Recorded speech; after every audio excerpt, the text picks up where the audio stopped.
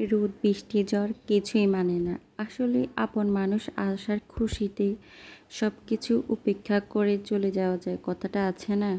ঠিক সেই রকমই আমার আম্মুর ক্ষেত্রেও ঠিক সেটাই হয়েছে।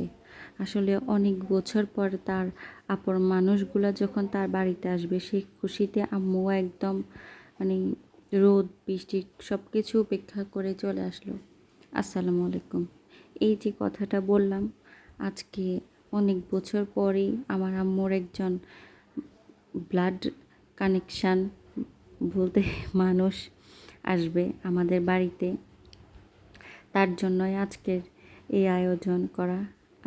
আর আমিও আমার শ্বশুর বাড়ি থেকে বাবার বাড়ি চলে গেলাম আমার কাছের মানুষ আপন মানুষ আসার খুশিতে। আর এই তো দেখতেই পাচ্ছেন, আম্মু বাজার গিয়েছিল, আমরা কিছু শপিং করেছিলাম। আর আমার একটু স্বর্ণকার দোকানে কাজ ছিল, তা শেষ করে আমরা বাড়িতে চলে আসলাম। এসে আমি দেখলাম যে আম্মু যে মুরগি মাংস সব কিছু নামায় রাখছিল, যেন কাজটা আগের রাতে করেই রাখতে পারে আর কি। আর এইদিকে আমি যে গ্লাসগুলো ছিল ওগুলা পরিষ্কার করে নিচ্ছি, ক্লিন করে নিচ্ছি আর কি। আসলে মানুষ আপন মানুষকে কাছে পাওয়ার জন্য যে এতটা এক্সাইটমেন্ট হয়, এতটা খুশি হয়, সেটা হয়তো আমি আমার আম্মুকে না দেখলে কখনোই বুঝতাম না।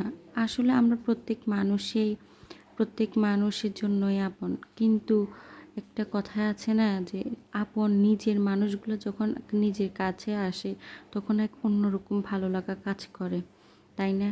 ঠিক আমার আম্মুর ক্ষেত্রেও তেমন হয়েছে। সত্যি বলতে আমিও খুব এক্সাইটেড যে আপন মানুষগুলো এত বছর পর আমাদের বাড়িতে আসবে, যারা কখনো আমাদের বাড়িতেই আসেনি। আর এই তো আমি গ্লাসগুলো ধুয়ে টেবিলে সাজিয়ে দিয়েছি, আপনাদের সাথে শেয়ার করছি। কেমন লাগছে তা কমেন্টে বলবেন।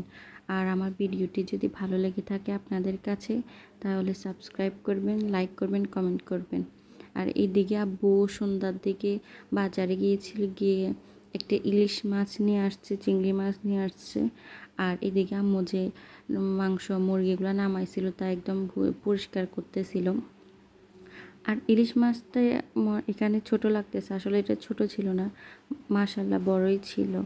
আর এইদিকে আমি মাছটার যে আঁশ ওটা ছাড়িয়ে দিচ্ছি আম্মুকে, যে যেন আম্মু কাটতে সহজ হয় আর কি। আসলে আজকে কাজ চাপটা একটু বেশি, তো তাই আম্মুকে একটু সাহায্য করতেছি।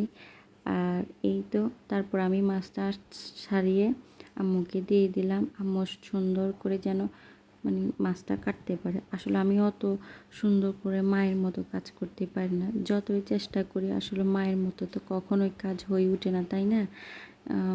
সব সময় চেষ্টা করি যে আম্মুর থেকে শেখা কাজ, তাই আর কি। এই তো আম্মু মাছের মধ্যে ডিম ছিল, মাছের ডিমটা বের করে নিচ্ছে।